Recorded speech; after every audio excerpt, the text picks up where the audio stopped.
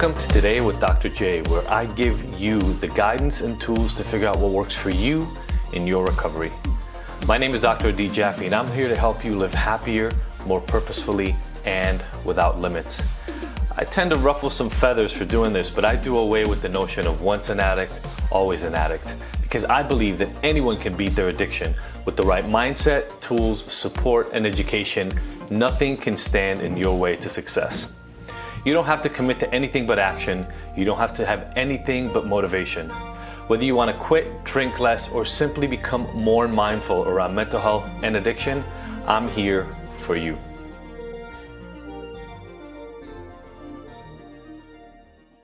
I had this client when I owned a rehab, and she said, my parents took me to the 4 most expensive, most famous rehabs in the country. And she was right.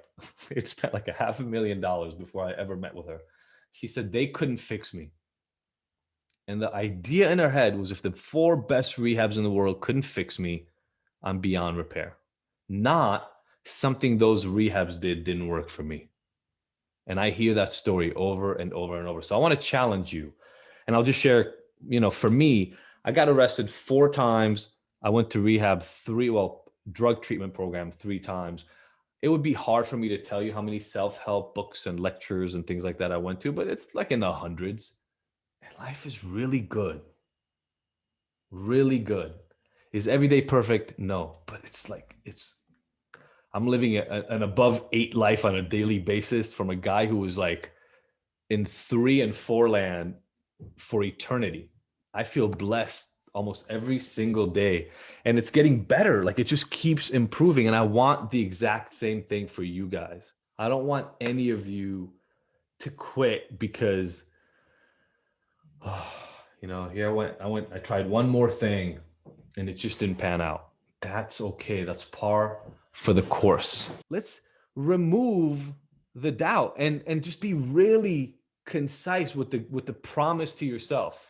Your intuition is strong. It was strong when you were a child, and then you learned at some point to just whittle it down because you were too artsy and your parents wanted you to be sporty, or you were too sporty and your parents wanted you to be artsy, or you were like too strong and everybody told you to mellow it out, or you were too weak and everybody told you to pretend you were strong, or you didn't really like math and they pushed you to pretend. I don't care what happened, but at some point you learned to not listen to your internal voice. And when you learn not to listen to your internal voice, you start looking for answers from other people, and they didn't work for you because it's not your answer. Not because there's something wrong with you, but because the path that was chosen for you was really, until you were, 16, 17, 18, 19, was not chosen by you even. So you ended up in a goal, maybe even really successful in that goal. I work with a lot of people like this. It just wasn't your goal. And then you look back and went, fuck, this sucks. But you get to rewrite all of it, any of it, whatever you want, you get to rewrite. And it's only a question of how willing are you to go out on a limb and just go, fuck, all right, nobody in my life is going to understand this move, but it feels right, and test it out. I'm not saying it's going to be right every single time, but give yourself the credit to try it out. Believe enough in yourself that your happiness, your joy, your intuitive sense of who you are and what you need is strong enough to tell you if you hit it or not. And if you didn't hit it, there's no shame in it. Turn around, go, all right, that didn't work. Do you know how many people there are who end up having $250,000 jobs they are fucking miserable in? Stop measuring success by other people's metric and start listening inside. And yes, if it takes you 10,000 fucking trials, it took you 10,000 trials. Believe me, when you finish with that 10,000 trial and you're happy, it will have all been worth it. I didn't know this when I was struggling with drugs and alcohol. I thought I had to figure out the outside fix to be more like I thought people wanted me to be. But nobody cared. Honestly, nobody in my life cared enough to even put much stake in who I became. And the more I tried, the more I doubled down on getting the things, being the person that I believed other people wanted me to be, so that I'd be popular and blah, whatever, get the girls and have the things. The farther left it went. It just went south over and over and over. And eventually it was such a big hole that, whoever my story, it's just literally like I was facing 15, 16 years in prison. I can show you each and every decision I made along the way, and each little decision makes a little bit of sense. And altogether, they look like a crazy person walking around blind. And a lot of us end up at that end point and we go, what the hell is wrong with me? But nothing was wrong with you. You just made 1,000 small decisions that each made sense in the moment. But when you pull back, none of them make sense because they came from an inauthentic point. They came from trying to satisfy other people and then wondering why you're dissatisfied. So let's flip that.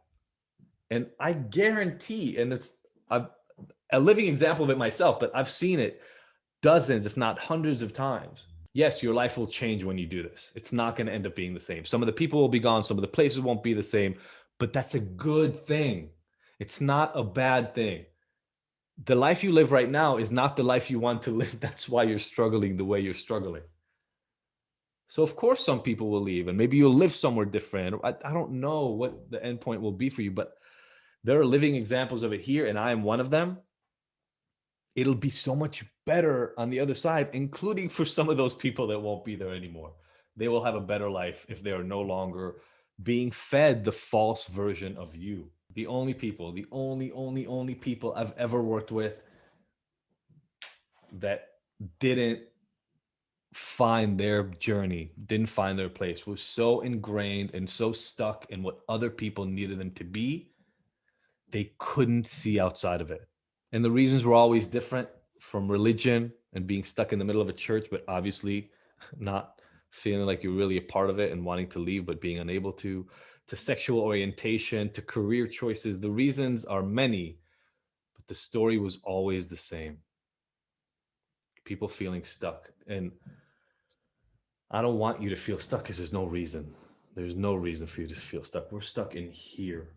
If there were places in the past that felt right, go all in on that, right? If the past was amazing, explore, figure out why, go apply to now. If the present is amazing, focus on why, develop the rituals to cement that forever so it'll be there in the future. And if none of those are good, look into the future, figure out where you want to go, develop the habits that people who are there need to have, and just keep moving forward. You will get there, even if it takes a little bit longer than you want it to. Thanks for watching, and I hope you found the lessons helpful in your recovery. Click below to like, comment, and subscribe. Plus, if you want to find out more about the work that we do at Ignited, visit IGNTD.com for more.